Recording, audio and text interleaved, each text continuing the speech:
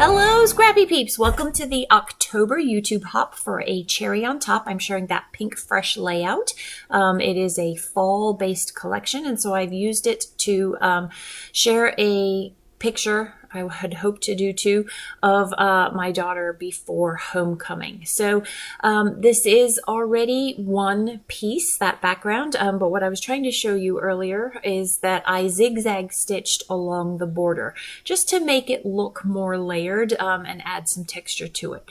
So you can see I have a 4x6 photo as well as a, I think it's a 3x4 that I shrunk down 80%. So I don't know what that comes down to. I just know I put 80%.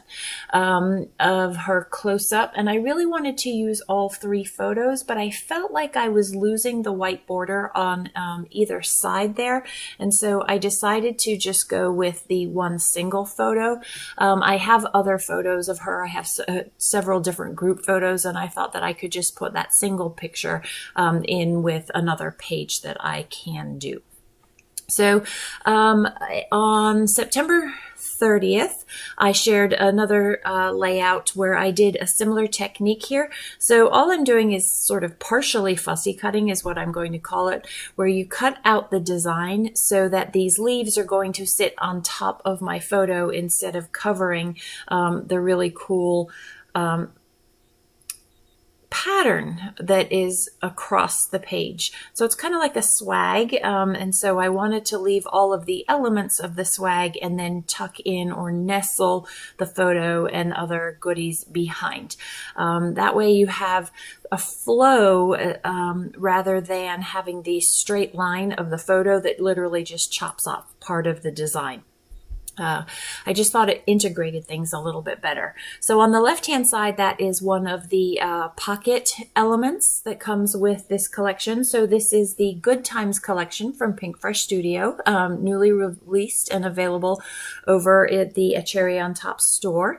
And I can link you to that down below. And if you shop through my affiliate link, it's no cost to you, but just a small little benefit to me. So I appreciate you doing that. Thank you. So those are my two base layers that are going to go on top of that single piece of pattern paper.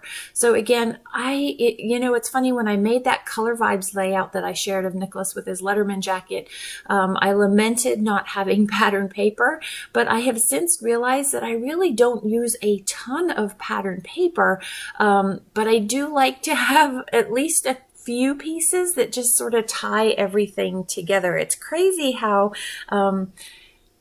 it's not until you do something that you realize how much of something else you do.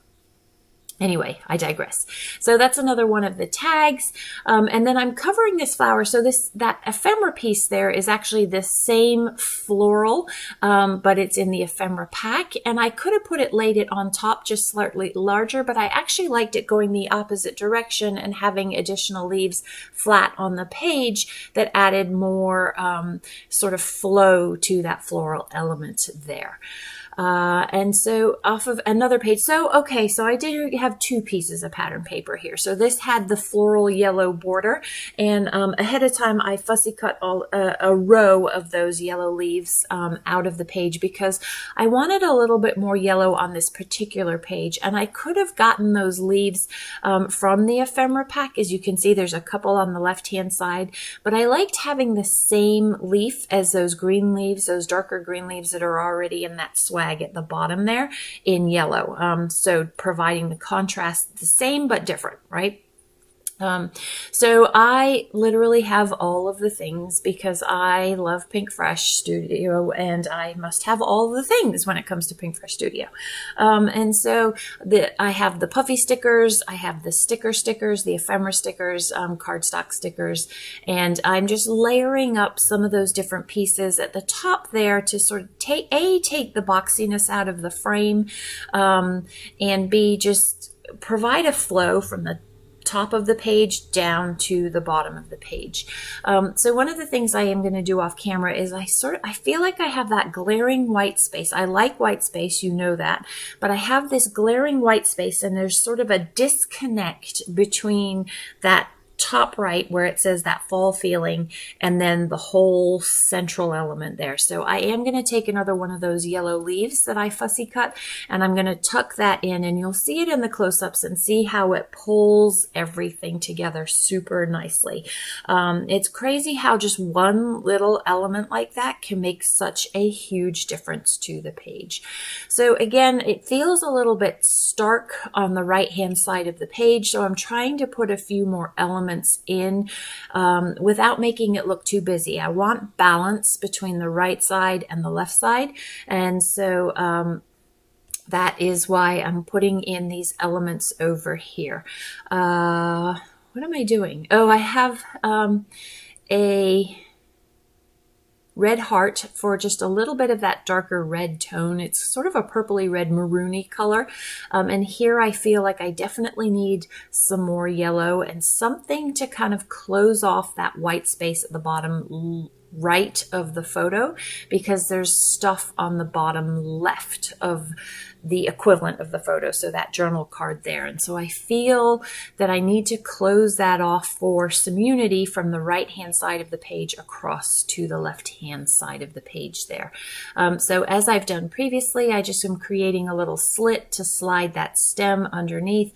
I could very easily have not slit it and just cut off the bottom of the stem as well, but I really liked the dimension that seems to create there. So you can see I've filled that space, and that yellow against that green, that contrast is super nice. I still feel like I need something else in there, and I see that moth on the left hand side, and so I think if I have another moth, yep, there we go, it just creates a little bit of balance there, and it fills that in nicely. So I want to give this a little bit of a grunge feel. I want some mist that I'm just going to splatter. This is super old Heidi Swapp, and there's nothing wrong with that sort of corally pink color that I first used, but when I put it down at first, it was super hot pink and did not go with the color palette, but it dries to a much softer color. And so I could have used it, but I really like that brown that goes with it. So that is going to wrap it up. I am going to use the puffy letter stickers and put in homecoming in that white space. There you go. You can see it there, and it fills that in perfectly.